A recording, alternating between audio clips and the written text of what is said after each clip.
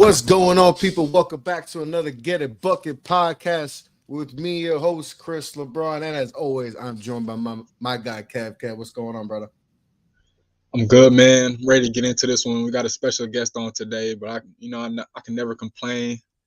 Another day, man. Another episode. Hope everybody out there doing good, and let's get into it. Yes, sir. Yes, sir. Today's episode, we got joined by Travelle Bryson, 2024 prospect. He's on the up and up. Someone who's flowing under the radar, but he's making a scene. Down there in Carolina, South Carolina. Travelle, what's going on, my guy? I'm good. Everything good. How about you? I'm good, man. Excited to talk about kind of your hoop journey and everything going on and all that. So tell us a little bit about yourself, because I know, we got to talk a little bit, before we got on the pod, kind of about your growth spurt and all that. So just talk to me about everything, your maturation in basketball and all that, and just what's going on right now in your hoop journey. Yeah, so I on the growth side, I would say it's crazy. I started off being a very big baby, playing the four and stuff. And then I kind of stayed that height for about 6-7 years. Then I grew up. I just shot up against 6'1", 6'2". And then I've been gradually growing and growing in there. And I'd say that growth spurt really helped improve parts of my game that I couldn't when I was smaller. And right now, I held 3 offers. I got one from Incarnate Word, one from Chicago State, and another from Elizabeth City State. And I currently go to Legacy Early College, 6'5" combo guard right now. And our season has been going good, and we play in the EYBL league. So we play in the best conference in the country for high school basketball, and it's the closest thing to college.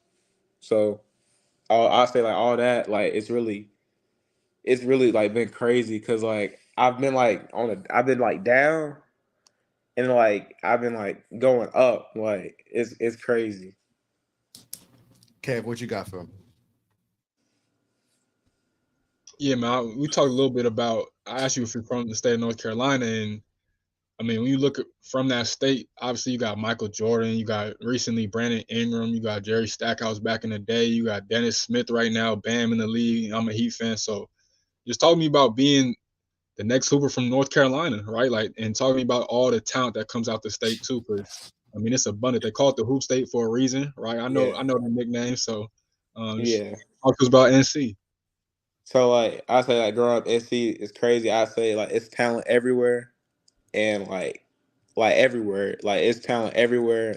Nobody's bad. You gonna come across people the same level as you, maybe even better. That's why everybody's always in the gym.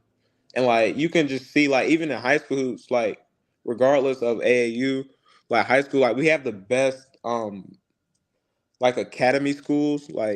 We have the best academy schools in the in the country. We produce the best private schools. We produce those best schools for basketball. And everybody's good. We have people constantly coming down that are good, that want to come into Hoop State to play basketball. Everything's just crazy. We have foreigners that come in. We have footers come in crazy, out of nowhere. One game, let's say you play them in the past, they're not there. You come up, boom, you got 3 footers on the court now. It's crazy. And people are constantly recruiting, even in season, and the reclass and stuff. People obviously want to get that chance, so people do that too, and it's very common down here. So I say, yeah, it's tough. For So sure. you talked about just a few years back, you getting cut from the shoe scene and all that, and what kept you from not letting that discourage you, and what made you keep going? Because that could be I know when I got cut from my high school, the varsity team, I was sick to my stomach, and that actually for me, I kind of that messed me up even more, because I let that bother me so much. But for you, how did you let that continue to motivate you and keep going? Well, I always knew no matter what happened, I always get another chance, because like I was like so young, but I always know I get like another chance, and it might not be like that same chance, but like just another opportunity that you could take advantage of. So like I know like even with stuff like out of my control, even with stuff like out of my control and stuff like that, I knew like I always have like another opportunity, and I just have to take advantage of that. No, yeah, 100%. Because I And I know. feel like that's what I've been doing, because like maybe like that's what I wanted to go do is play for a shoe circuit team. But like another opportunity came that I could go play on another team. It might not have like it might not be sponsored, and it might not have like all the good equipment. It might not have all the good gear, and all that stuff. But like it's another team you could play basketball for, Yep. and you could still get recognition for it in those same tournaments. So like that's kind of how I looked at it.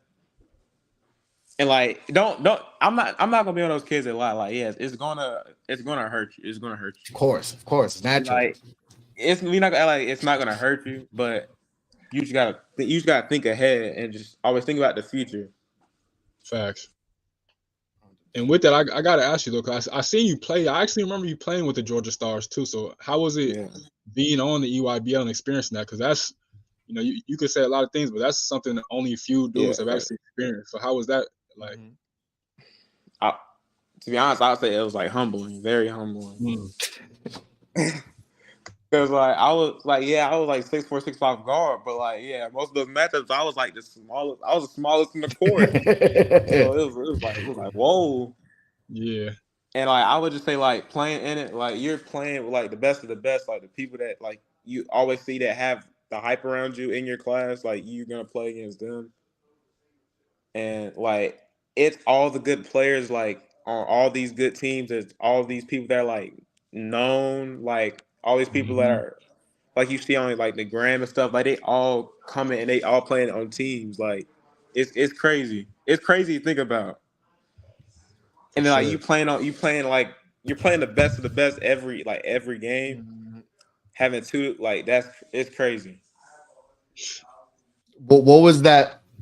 Because you say how crazy, but what was it like when you enter the building and it's just like, whoa, there's courts everywhere, and there's number one player here, the number two, like you got everywhere. There's a the top ranked players right there. So how was that? Just just being in the area, and also how did you compose yourself and not get like not starstruck, but like not get in the moment and be like, all right, this is like a business trip. Like I gotta be able to do my thing because people are watching. Well, I always felt like when I was on the court, like it's cool, like seeing them, but like I feel like when I'm on the court, like I'm always locked in, like it's just like a switch. But like I would say, like when I first walked in, like our first game we played Melo, and you already know Carmelo Anthony was there, and now this is my first EYBL game, so I'm warming up, and that got me hype right there. Yep. And it was me, my teammate Jaseen, and it was somebody else. It was Jordan Key, and we came on their team late. They wanted us to play because they was like not doing so good, and we got on the team. This is the Dallas trip, so this was session 3, I believe. And we got on the team, and first game we had Melo, and Melo was there, and like our whole game, like it was packed, like all around, and warm ups, like it was crazy and stuff, but like in the games, like we was just locked in, like it's basketball. For sure. And you, like you said, you playing at Legacy now, South Carolina. Shout out to my boy Cohen Carr. He was there last year. I'm playing for my Spartan Dogs right now. But just tell me how it's been playing on the what is it, EYCL now? EYSL? I don't even know what it is now. I know it's the EYCL, right? Yeah. I just call it the EYBL League. Yeah, literally. Yeah, because I know there's the EYCL is the other one. Yeah. Yeah. So how has that been though so far? Yeah. The EYBL snap. So how's that been for you so far? The EYBL? Yeah, like the league that you're in right now. We're playing with Legacy. It's been good. It's been good. Like it's basically just the same as the EYBL, but like it's just different because like like those same people, like I said, those same good people that I was talking about, like now they're lit. Now you're living with each other Like so, like I this is why it's like the best of the best for high school basketball. And I just say like playing in this league, like it's just getting me ready for college, like the living part, like being away from my family, Yep. like that's getting me ready, like for college lifestyle. You're playing against competition in practice every day, like that's getting me ready for college. Weight room, like all that stuff's like getting me ready for college. So I feel like just this being in this league and just being at Legacy is just helping me out. Like most, like this is probably like the most growth I've seen in myself in a while. Just being here and playing in this league. So what's the day in the life? So what time And you waking I'm up? sorry. What's the I schedule? have my teammates in the background. I'm Nah, we sorry. good. You good. I'm You sorry. good, bro. But what's the day in the life for you? Like what's the routine? All right, so it depends. So like a normal day is I wake up, uh, breakfast, wake up, do my face, regular routine, all that. Go get breakfast. Then we go to school. After school, we got practice right after school, and then after practice, then I'll go like get a workout in one of the coaches, and like we'll just get a workout in or work on like one specific thing for like an hour, and then after that, get dressed, go get dinner, come back, and then I go back and I be lifting weights. We got like a little gym, and where we stay at, so like I be lifting weights in there at night. So that's a typical day for me. Like that's what I do every day. Or and sometimes like let's say if we can get in the gym like in the morning, like I would wake up, brush my teeth, do my face, and then I go to the gym. We'll do conditioning, like run, and then like I can get a workout in, basketball workout in right after that. So that's what I would do, plus what I just said. So that's a typical day for me. It's not like nothing crazy. What would you say is your favorite aspect of the game? Like, is it defense? Is it playmaking? Is it dunking on somebody? What you take the most Hold on, pride you're in? You freezing. got hops, dog. You got hops, dog. You got bunnies. Oh my fault. Y'all was freezing. Y'all was freezing. My fault. I think I couldn't there's something hear. going on with StreamYard. But yeah, he was saying, you know, what's your favorite aspect of your game? Is it defense, offense, yamming on someone, you know? I would just say my athleticism. Everything about my Hmm. athleticism. I say like it's between that or my shooting, and I would say my athleticism, which kind of like has my identity in basketball, like what people know me for. So I'll go with athleticism. Did you always have that from the jump? It was hard to say because I was small, Yeah. so like you know what I mean. So Yeah. I couldn't really test it. So it was just weird. Like for me, like jumping to me dunking, it was just all crazy and weird. So you said with your growth spurt, like how did you get accustomed with your body growing and all that? Did you have to change something as far as your offensive game and all that shooting wise, you know, as you continue to grow? Yeah, it had to change. It had to change all that. I had to change like everything, like because I want to say like luckily, like I went through all this with like no knee problems or anything. Like my knees was Yeah, because perfectly you hear fine. about that stuff. Like that's you hear about when guys Yeah, you hear crazy growth spurts like Anthony Davis, like they go through like a foot yeah, and they have knee issues and all that. So I was wondering, like, yeah, did that affect you in any? Because you said you go from five, we said 5'1", yeah, that was what, seventh grade, and then now you 6'5". That's a crazy growth spurt in just what yeah, in 5 years. That's crazy. yeah. Like I would say like that. Like luckily, it really wasn't a big adjustment because like I was growing fast, but I was growing like slowly and like gradually. So like it really wasn't a big change. Like I would say the shooting part, I would say like getting used to the rim Hmm. again, like that was throwing me off. I think like I was going like games straight where like I had airball, like like trying to get used to the rims and stuff. But I would say like just my shooting, and getting used to my body. Like even now, I'm still trying to get used to my body. Like my leg, like trying to get used to like my long legs.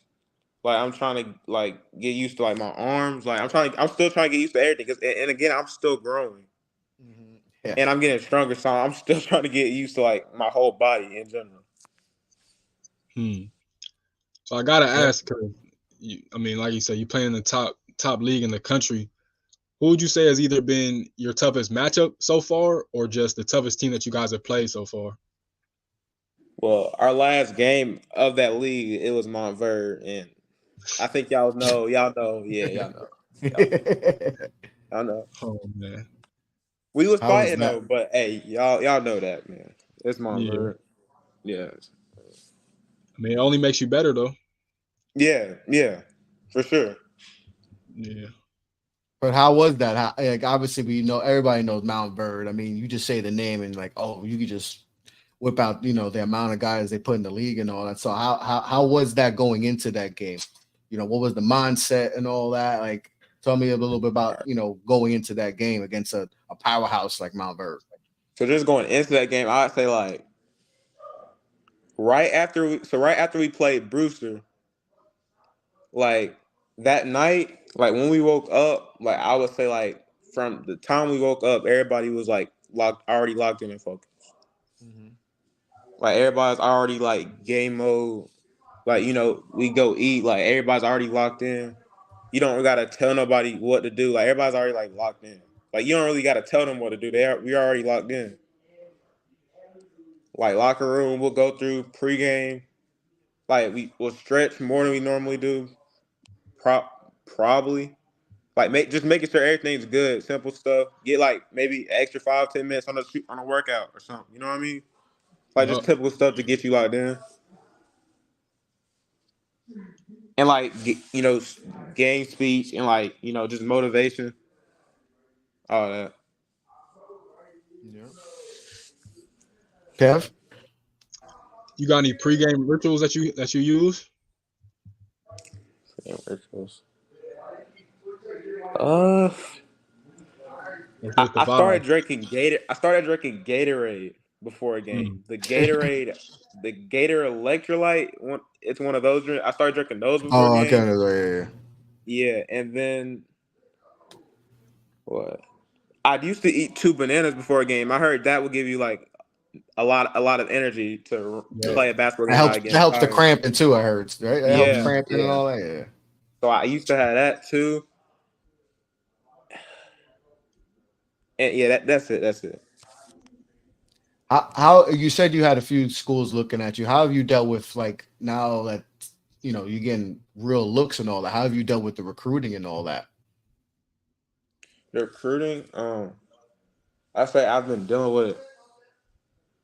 I say like, I've been dealing with it well, but like it's still like mind blowing, and it's still like has my head like in circles because like you just talking to all these coaches, but yet like time's like running down, Yeah. and you're just trying to figure out what you want to do and just trying to make the right choice and just make sure you make the best choices possible to like where you could succeed and where you could grow.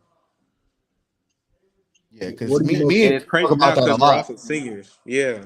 Yeah, Mhm. me and Kev talk about that religiously on our show and all that. We talk about like all these kids coming out. And I know we you fall in love with the big names and all that, but it's always about fit and all that. So we always talk about it. We hope these kids just make the right decision. That's just don't fall in love with the whatever NIL, whatever it is just make sure you Yeah. pick the right school that's going to be best for you and your what and wherever that takes you. So I'm sure that's definitely something you're thinking about and all that in the process right now because I'm sure that's nerve wracking, especially you a senior. So like Yeah. it's time. Like you got to figure it out. Like, hey, where I'm gonna go and all that. Have you in your mind? You don't got to tell us what, but like in your mind, do you have like, all right, this is what I want. This is I want to go here because like because I think I'll play or location. Do you have that in your mind of kind of that's gonna help you when you finally make that decision? Um, I would say me personally, I say like my mindset is to just out of everything, just choose the best. Like choose the best option. Like no matter like the division, like the level, like no matter just choose like the right college. It's going to benefit you in the best way possible. And what do you think all plays into that? Is it coaching? Is it the rosters? What are you looking forward to the most? Right, opportunity, coaching, different things like that. Location, is any of that like what would you say is the main thing in your recruitment that you're looking for? 18 recruitment. The main thing. I say I look for everything, but I would say main thing is to use like coaching staff. That's important too, man. Yeah, coaching staff. And then, like if we're just talking about other things that's like going to help me, like that would make me want to go to that college, I would just say like the coaching staff, like also like the academics, like like if basketball, like let's say if I can't play basketball no more, like what can I do now to like still, you know what I mean? And then what else? And I just say what else? Like, how are y'all helping me like helping me develop in basketball? Like, you know what I mean? Like, how are y'all helping me develop as best as I can in basketball? Like, I look in those things. No. That's important. Yeah. Do you think But about like general? I look at everything. For sure. do you look at like as far as like with coaching? You said that's very important. Do you look at like how stable the coaching is? Whether the coaches maybe kind of on the hot seat or whatever. Do you look at that kind of situation? Because I've seen like I said, me and Kid talk about it all the time. Coach on the hot seat and he gets let go, and then boom, like now kids are not going to want you play. You go in there for the coach, and now the coach isn't there anymore. Do you look at that too? Also, yeah, I would say I started picking up on it recently, like seeing all these I think that's coaches, like important. because now is a time like you see all these coaches like on Twitter, you see all these coaches getting fired and stuff. So I would say Yeah. I've definitely started to pick up on it a lot. Yeah, I'm glad you brought that back up. Thank you. Yeah, because me and like I said, me and Kat talk about that all the time. I think that's an underrated aspect. Because listen, a lot of you go for the coach, right? But some people get blinded, but it's like you don't actually realize, like, how many winning seasons has he had recently? Is are they under five? You got to check the temperature of the coach, because you could go there for the coach and then he's gone after half a year because you're not winning games, and then like I went for coach. Now the new coach like that. New coach might not want you there. He's like, oh, I didn't recruit him and all that, and now that kind of messes up your timeline and all that. Now you got to transfer and all that. So I think that's an underrated aspect that maybe not a lot of kids actually think about, that like, oh, like where's coach at? Like, is he in a good situation? Are they winning games? So then I'm good. Or is it bad? So I think that's an underrated aspect. I don't think a lot of kids, really gravitate. I think they should figure out that, because that's important, because that can mess up everything. You go there for a half a year and he's gone. Now that messes up everything, So I gotta ask again, being from North Carolina, did you grow up a Duke or a North Carolina fan? I was neutral. I was neutral, man. I didn't really.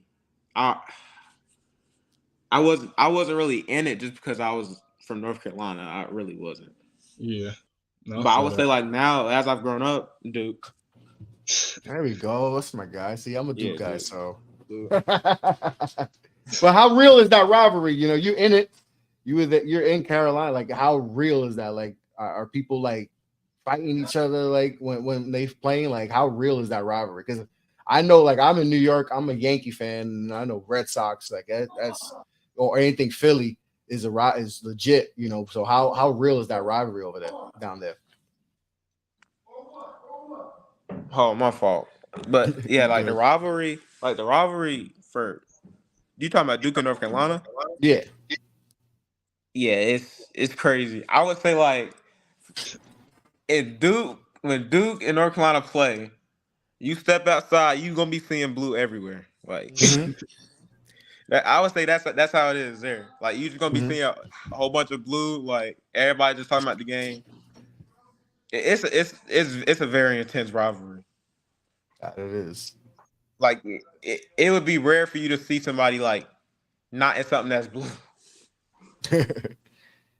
Yeah, well, I mean, just I know like Duke, they got fans like camping out for like months for them tickets and all, so we know how tense that is. Yeah. You know, that rivalry is. But Travelle, I won't keep you too much longer and all. Appreciate your time, you know, and all that. All right. Thank you.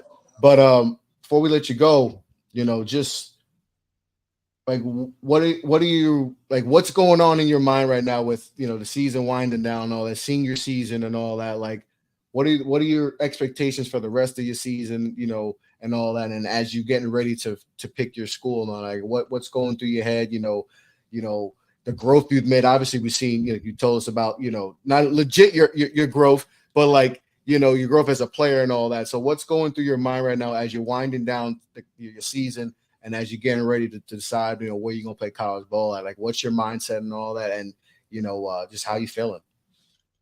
Well, honestly, like now, like just looking at it now, I would just say like it's pain and reward, like all the things like I've been through to like get to this point to where like, dang, like now I'm actually talking to college coaches. Like I'm surprised I'm talking to college coaches. Like just this like in general, like having coaches like constantly talking to me, like want me to like go play for their programs, like want me to commit, like That's constantly awesome. like on me like That's what's up. 24/7 of the day.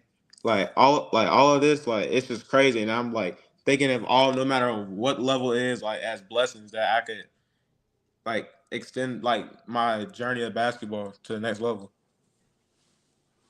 That's awesome. It's So good to that's feel how I think wanted, right? about it. And like, yeah. That's awesome. It's good to feel wanted, though, right? Like coaches are coming up to you talking like, I want you to come to this program. Like that feels good. Yeah. Yeah. Yeah.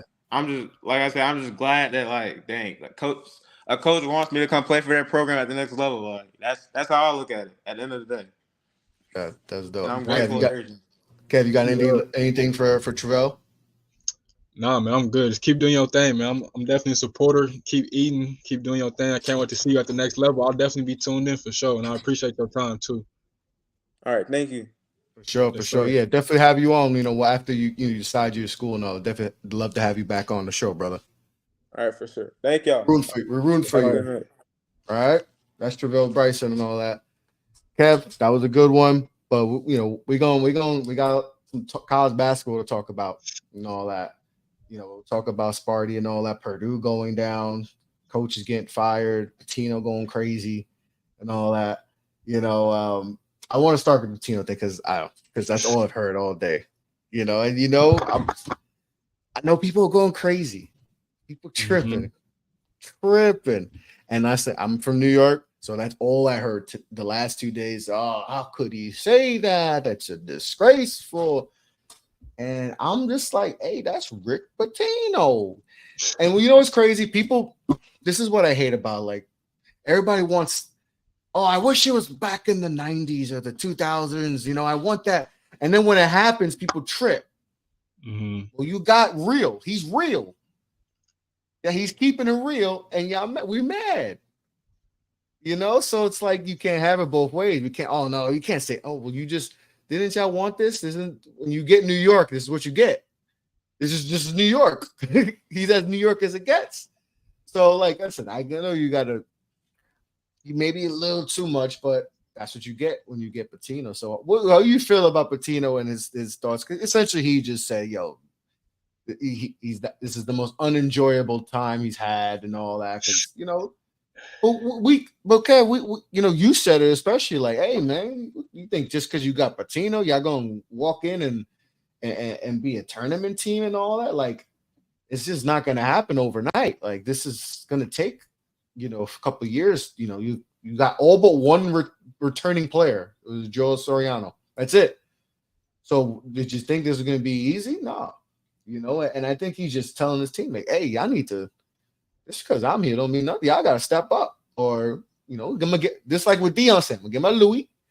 You know, so and also a lot of these guys won't be here next year anyway. So like also, but how'd you feel about Pitino and his comments? Because I know people were just absolutely going crazy today.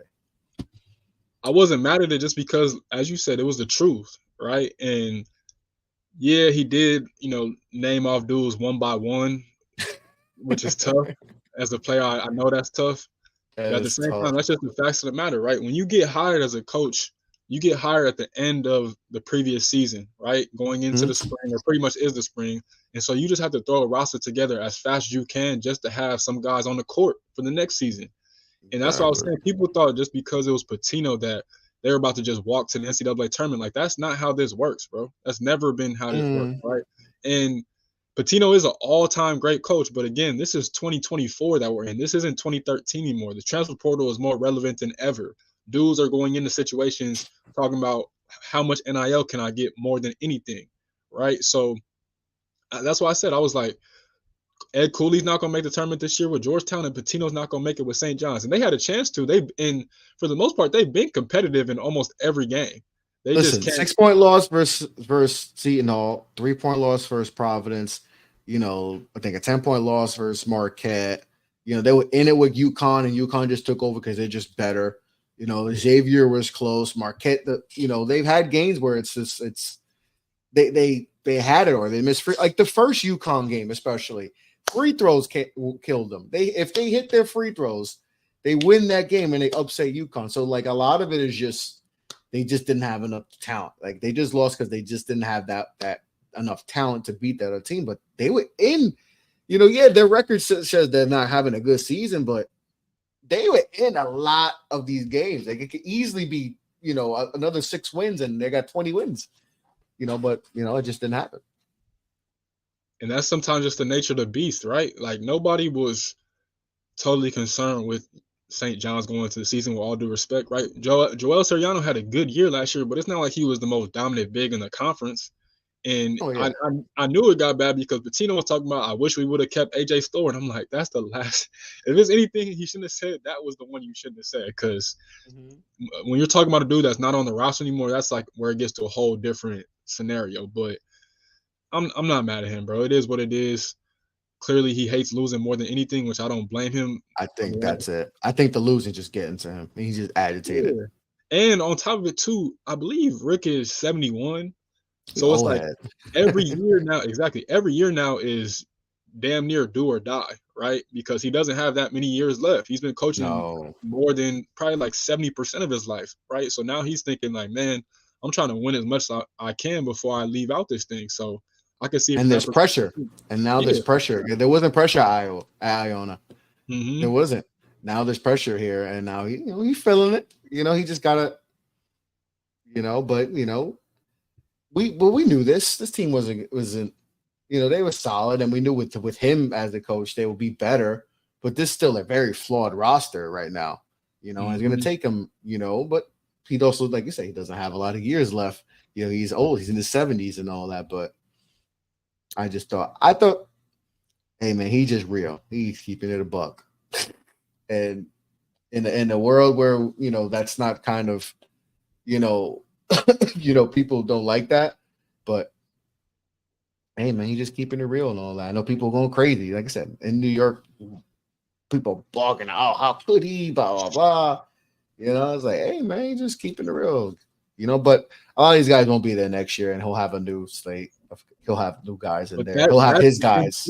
That's the thing too, though, right? Is because you're going to lose a whole bunch of veteran guys. One, yes, they didn't really understand your program in year one, and yes, they're not necessarily the exact guys that you wanted, but you're going to have to get some younger guys. You're still going to have Simeon.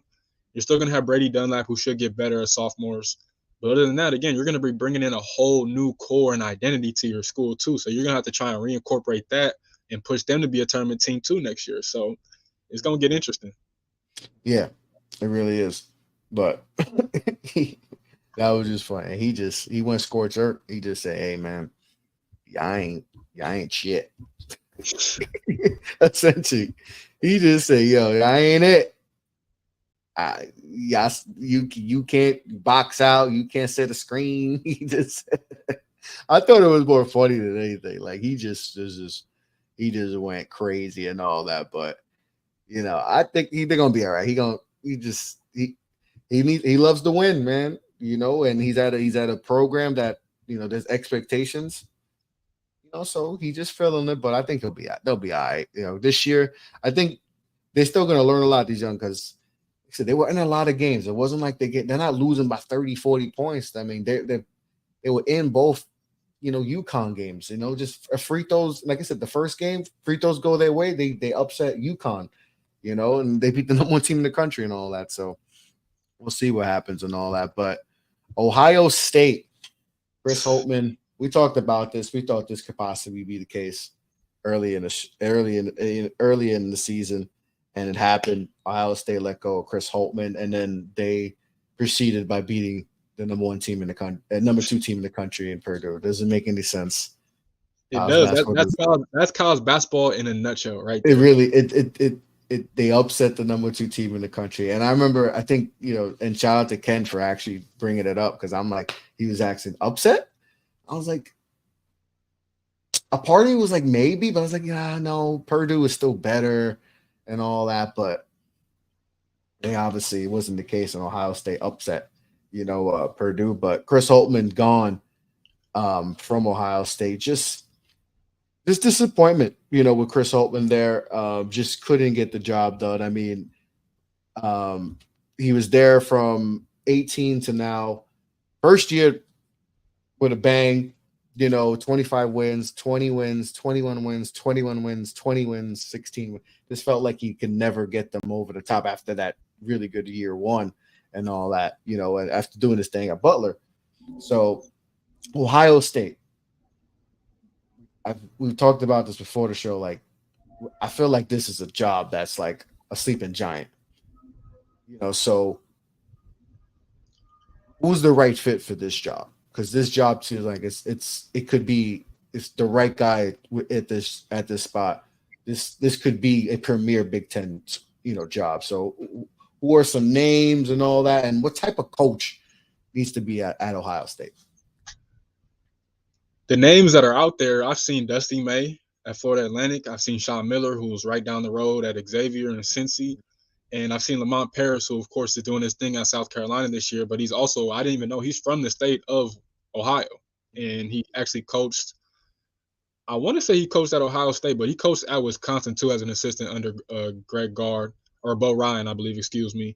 And so he has those strong Midwest connections. And I wouldn't even mind Greg McDermott either. Honestly, I think I like Greg McDermott from Creighton, to be honest. But those first three names that I mentioned, I don't really think you can go wrong either way, just because, again, all of them have Midwest ties for the most part, right? And when in regards to the type of guy that they need, the Midwest is the most important thing, right? The Midwest ties, it's so much talent in the state of Ohio that you really barely even have to leave unless you just absolutely need to, right? To go get a guy from the portal or something like that. So I agree with you. I think Ohio State is a great spot because, yes, you have a big football program, and so their fans automatically expect to have a good basketball program. And I think that's kind of the thing that ended up kicking Chris Holtmann to the curb.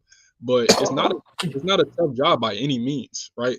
Like, you have almost everything that you're going to need. And if you're a coach that is looking to get that job, you just got to tell athletic director, hey, like, we need the NIL. And I'm more than sure they're going to be capable of getting that NIL, right? Because the football team generates millions, I assume. So in my opinion, I think Ohio State is a gold mine. I really do. And Chris Holtmann, one thing that he did do that probably gets lost in all this is he put out pros consistently, whether it was Keita-based Diop, whether it was Malachi Branham, whether it was Bryce Sensabaugh last year. That's the crazy part. Yeah, the issue was he never got out of the first weekend of the tournament. That's what it was, right? The biggest opportunity he had was a few years ago in 2021 when they were the 2 seed with Dwayne Washington. They lost to Max Asmus and Kevin O'Banner at Oral Roberts. First round, yeah. And you can't do that, right? Especially with that team. That team was really good. Dwayne Washington had a hell of a season that year.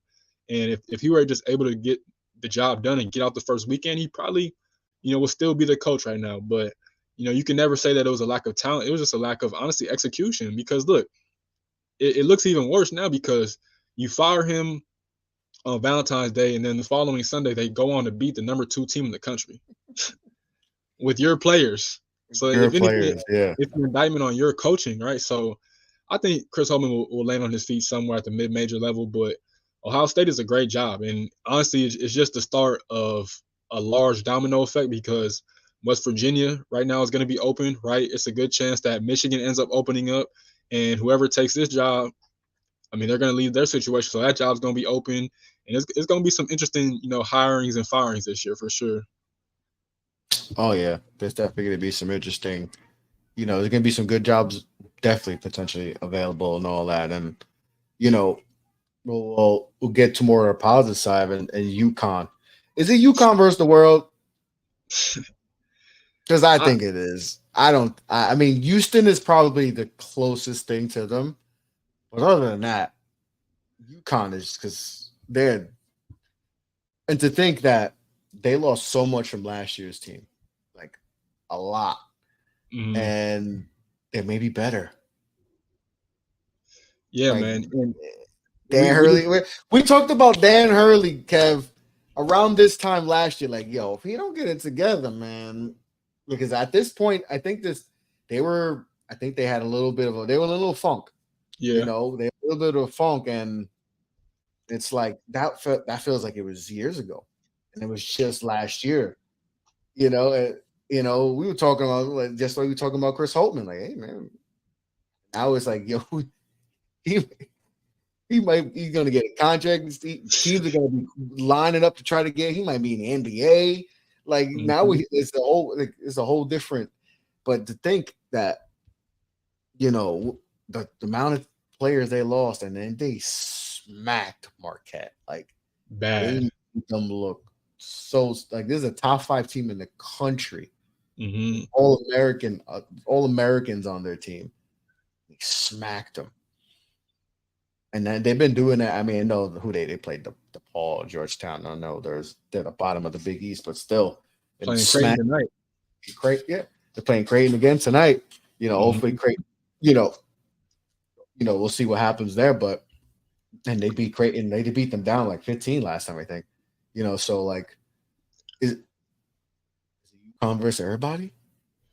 Like right now, all right. If I say UConn versus the field, who are you taking? I'm gonna take the field every time. Take the field. Just because that's college basketball. I know. Right. And it's hard to win back to back. Because the last team went back to back? Well, Florida. The Georgia teams. Because it's really hard to win back to back. But if there's a team that can do it, it's this team. It is. And I agree with you because again, we got to give Danny Hurley all the credit, right? Me, myself, I was skeptical. And honestly, I didn't give him enough leeway like I do with most guys just because he was at UConn, right? And he went from Rhode Island to UConn. You know what I'm saying? I'm not necessarily saying he skipped steps, but that's a major step up, right? And to me, when I look at this program, I mean, when he first got there, he was in the American. He not a couple miles away. He was in Staten Island, Wagner College. Yeah. He's at Wagner. Like to go from Wagner College and you go to Rhode Island, even with his name, that's still you went to Wagner College. Like that's hard to in Staten Island, like not Brooklyn or like Staten Island. And now he's coaching for a chance to win back-to-back natties and all that. And in his last year, he only was there for 2 years at Wagner, but he had a really good season. I think they lost in the finals I think they were in the NAC. They lost in the finals to get to because you know how to get one automatic. I think they lost in the finals because they were really good that year. But then he went to Rhode Island. But his journey is pretty, and then he struggled at Rhode Island too. It wasn't like it was first he struggled, and then had some good years, and then UConn, and then boom, and he struggled too at UConn, and then they did their thing last year that saved him, and then now it's just like, we don't even think about the first couple of years of UConn. It's really impressive what he's done. Like he's got a powerhouse. Yeah, and I give him all the credit because he's built it the right way, right? He's not. It's not like he's Kentucky and getting a whole bunch of one and dones. Like, Stephon Castle will probably be a one and done this year, but Andre Jackson was there for multiple years and he turned into a player. I can say the same thing about Jordan Hawkins, and they're just continuously building. And I give them a lot of credit for that. And the offense that they run, it keeps defenses on their heels, bro. It keeps you the attention to detail you have to have in order to get consistent stops on them is crazy. It really is. Their offense is super fun. and they let a lot of different guys eat. And I think the most important thing, as we know, especially with their history and with the game of college basketball at that point guard spot, I said it last year, Tristan Newton was the biggest key. He's taken a humongous jump, just getting more comfortable in the system. And to be honest, he's kind of struggled here and there, but he's made the timely plays. And that's been the biggest thing, is that even if he's not having the best shooting night, he has that amnesia that most great basketball players have, where he gets back into his head and just like, okay, I got to make this play right now. And he delivers for them damn near every time. And so, yeah, man, the only reason I never take the field is just because, man, that's college basketball, right? Yeah. Every year we see it's not rare, but it's not as occurrent to the point where not every year the best team wins. That's just the nature of the beast. Like 2018 Villanova, they were the best team. 2021 Baylor, they were the best team. I'd probably say Kansas, when they won it a couple years ago, they probably were the best team that year. You can make an argument, but they were up there, right? So it's not like the best team is always winning, and that's the thing, is just that one wrong matchup, man. It can end your season, and that's just how the nature of the beast So what is that? What is that matchup? Well, if you had to say, all right, this is what's gonna this type of team can beat UConn in a one and done type of game. What's that type of team? And then say which team can beat it, but specifically, what's that type of team that can beat UConn? If I'm being honest, it's the two teams that played last night in Houston, the Houston Cougars and the Iowa State Cyclones, because they have the defense, they have the guard play to match up with them, and they just have that toughness and physicality, not just in the backcourt, but most specifically in the front court. Because if you can kind of get Donovan Clingan a little bit off kilter, I think that's where the weakness kind of lies in UConn. And on top of that, the key to their team is Alex Karaban. And I think both Iowa State with Milan Momcilovic and Trey King, and Houston with a couple different guys, can match up well defensively with those guys. And that's my biggest thing, is that you just got to have that toughness, right? And you got to have the defense more than anything. And to me, those two teams that played last night, where Houston got the win in a big-time matchup, they have the best balance between defense and offense, and they rebound tough as hell too. That's another important factor. You cannot give up second chance opportunities to this UConn team, because they're going to make you pay 10 times out of 10. That's just the facts of the matter. Yeah, you're right. Because, with Ken Spencer and Karaban, you got to be physical with them. Because if you leave them any space, they're going to hit it. They're shooting at a 40% clip, both of them. So you got to be physical with them and all that. So those two teams are definitely, but it's just this UConn get good, bro. They really good. Really good. It's impressive. I mean, that's what Castle and Kling are missing a lot of games this year. And they still have been able to just be an absolute juggernaut. But like I said, Tristan Newton, he's not shooting the ball great, but he don't need to. Karaban and Ken Spencer are shooting at 40% clip. So they've been hooping and all that. They've been playing really good ball. And I mean, that's why they're the number one team in the country. And I don't know. UConn versus the field. I don't know. I think I might take UConn. I don't know. I think I might. I'll probably regret it because they'll lose in a second round with my luck. But we're getting close to March, though. We're getting close. We're getting close to conference tournament and all that. Now we're seeing who's real, who's not, who's on the bubble and all that. So let's get right into it. Let's talk about our squads. Sparty. Talk about Duke. Sparty. Let's get mine out the way, man. You guys have been. You guys have.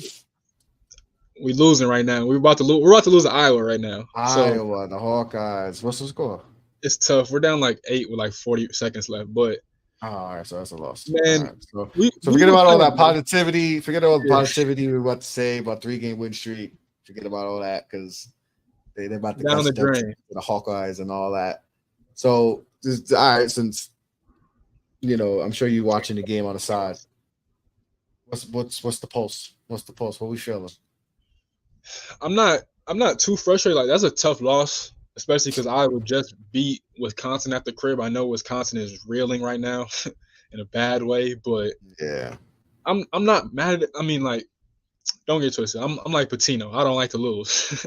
I go in every game thinking my team is going to win, and when we lose, I always give credit to the other team. Shout out to Iowa. They punched us in the mouth, ran through a lot of different defensive looks at us, and we just didn't respond. And I'll say, yeah, we went on the road and we beat Michigan, we beat Penn State.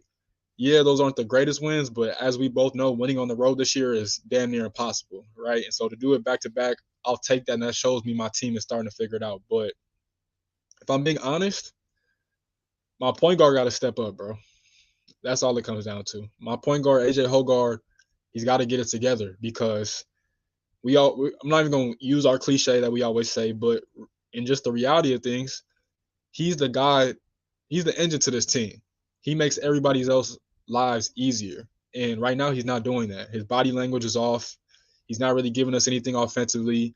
He's kind of just out there going through the motion. Defensively, he's been really good. So that's why I'm not trying to bury him too much because I still firmly believe in my point guard because I watched him, like I said a million times before, I seen him outplay Jalen Pickett last year. I seen him go toe-to-toe with Tyler Kolek last year. I seen him go toe-to-toe with Caleb Love this year, right? And so now it's just about being consistent, bro. And if he can't give us that, then we're going to be in a lot of trouble come NCAA tournament time. We're going to be a one-and-done type team, and we might be one-and-done in the Big Ten tournament. But if he can start to put together, then that'll help out a lot. But honestly, too, I'm surprised Izzo did it a little bit in this game. I'm so frustrated that he waited so long to do it. But our front court rotation is just not good, bro. And he played Malik Hall at the 5 today for the first time since non-conference. And I think that's going to be one of the lineups that's going to help us win games. And I just hate to say it, but we don't have any big men that are the prototypical Michigan State big men. And that's just the facts of the matter. So our top 4 between AJ Hoggard, Tyson Walker, Jaden Akins, Malik Hall, they damn near have to be consistently great in order for us to win big-time games. And so we're going to see. I'm not too worried. It definitely is a tough loss, but, again, I give all the credit to Iowa. They didn't flinch. They came in. They threw a 2-3 zone at us, 1-3-1, and they kind of just exposed us. They got us off balance, and, credit to the Hawkeyes. Yep. So we'll see what happens with Sparty and all that. But we'll go to my squad, Duke, on the 4-game win streak. It's been all been about Jerry McCain, man. McCain has been hooping. He has been hooping. He's frying people. He 7 threes against State. So and the defense has been improved. Mark Mitchell has been really key to this kind of our this 4-game win streak and all that. He's been playing, a lot more confidence, he's been playing with, because that's something that's been up and down with him this season, but it seems like he's finally, he's healthy, he's found his stretch and all that, so because we need that, because, just playing straight 4 guards and then flip, it was just getting too much, so we needed Mark to step up, because, we need the size pause, to help us win, so but it's been Jerry McCain, man. He's shooting I think 42% from 3, at a nice volume too. So he's doing his thing, and I think that's a big reason why. Obviously Jeremy Roach, has been solid. Proctor's still up and down and all that, and then obviously Flip is Flip. So, it feels like Shire's getting in the groove just like he did last year. And he's picking up, got Miami tomorrow. Miami, man. Might save them for show, man. It's disappointing and all that. But overall, yeah, it's not good, man. It's not good for them. But we'll talk about them, in the next show and all that. But yeah, I think Duke's playing all right. We'll see how it goes. I mean, they're taking advantage of a down ACC, but I'm looking forward to that eventual Carolina matchup and see how they go. But hopefully they don't let loose, Miami. That could be like a trap game, which is kind of crazy because that was potentially a game where you're like, maybe that could be for the ACC, but that could be a trap game. So hopefully they take care of business in them, and then as we get closer to Carolina. So it's been good. It's been good. We'll see how it goes and all that. But any surprises? Anything else? Like, is there any teams that you're like, what happened? It feels like there's a lot of them this year. And we'll get deep to it more, but just like off the top of your head, anyone that's just like you're just like, damn, what's going on? Man, I could say Gonzaga. Not necessarily I thought they were going to be good, but that might be a show in itself because Mark Few, maybe he tapped, maybe he's gotten it. He did everything he could, and what's going to be a shame is that what if like he had so many opportunities to win it all. I mean, talk about pros. He's had a lot of good pros, and it'll be a shame to see if like this is the end of Gonzaga being like dominant and he never won a national championship. Like, another one is your boys in your conference. Virginia got smacked yesterday by Virginia Tech, and I was like, oh my goodness, right? Because secretly and quietly, they were like the third best team in the ACC, and they play ugly basketball, but they clamping dudes. 38 points. It feels like they hold the teams too. It's just, yeah. But what happened yesterday is, I'm not even going to say it's inexcusable, but to get smacked by your rival like that in Virginia Tech, who's not even that good, like they're okay, right? And you got smacked like that, and I'm like, 30. I don't trust them at all. And it's honestly just because they only have two sources of offense, and that's Reese Beekman and Ryan Dunn. Outside of that, you just got a whole bunch of guys that are like shooters and a couple bigs. And I'm just like, I don't know. They're inconsistent this year too. Yeah, they've always just been bland to me, bro. I don't know. Tony Bennett, his style is just, we say it's outdated, but he still makes it work, right? Like this team was not supposed to be as good as they are, but again, getting smacked like how they did yesterday, that's a good luck to them.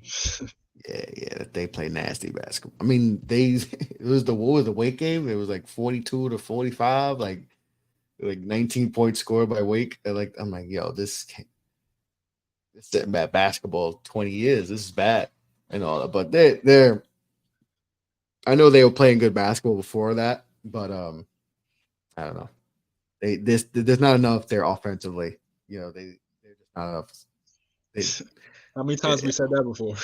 Yeah, it seems like it's just not. It's why they've lost so many times before, especially before they won a chip. That was their Achilles heel and all that. But I don't know. It's nasty basketball, man. They play some right early when they played Wisconsin. It was, I'm looking at it right, 65-40. Hey, man. Shout out to Virginia Tech for just going on them like crazy, because that's bad. But there's a lot. We're going to get into more teams' disappointments and all that in an episode. But like I said, shout out to Travelle Bryson for hopping on the pod earlier. We got to talk to him. He let us know about his growth as a player, playing the EYBL scene, recruiting, all that. Hopefully we can get more of those type of interviews as we get towards the end of the season. All that. March is approaching. We got 10 days before March, which means we can get into conference tournament time and all that. I know Kev stressing about Sparty, you see how they do, all that. So we'll get a lot more Get a Bucket podcast for you coming up, as we get towards, conference tournament time and all that. We'll talk about disappointments in college basketball, who getting fired. It's gonna be interesting this year. Who getting fired, who's up and coming coaches and all that. We'll talk about all that stuff as we lead into March. It's just 10 days away. Man, the season flew by, man. This season flew by. But as always, appreciate you, Kev, for hopping on the pod, talking ball, Get a Bucket podcast. Another one on the wraps, brother. Yes, sir, man. It's always been a pleasure. Like you said, March around the corner. We got to lock in. Really got to turn up for that. I can't wait. It's going to be fun, exciting this year, because it's crazier than ever. It's going to be a lot of stuff between the portals, like you said, firings, like you said, dude. It's going to be crazy this year. So we'll talk about it, though. Yeah, and then the Great White Hope and Cooper Flag next year. That's going to be crazy. But we'll get into all that. Rutgers basketball is going to be popping. It's going to be crazy. Tino got the streets lit and all that. It's going to be crazy, but we're going to get into all that. But as always, make sure to check out all the great stuff that we got Off the Ball Network. We got, I forgot to say, we got a new sponsor. And we'll be introducing all that. We got a new sponsor at BetMGM, new sponsor. Lock that up. Really proud about that. Shout out to everyone at the network for making it happen and all that. We'll get all that stuff going on as we get into March and all that. So that's Kev. I'm Chris. Get it.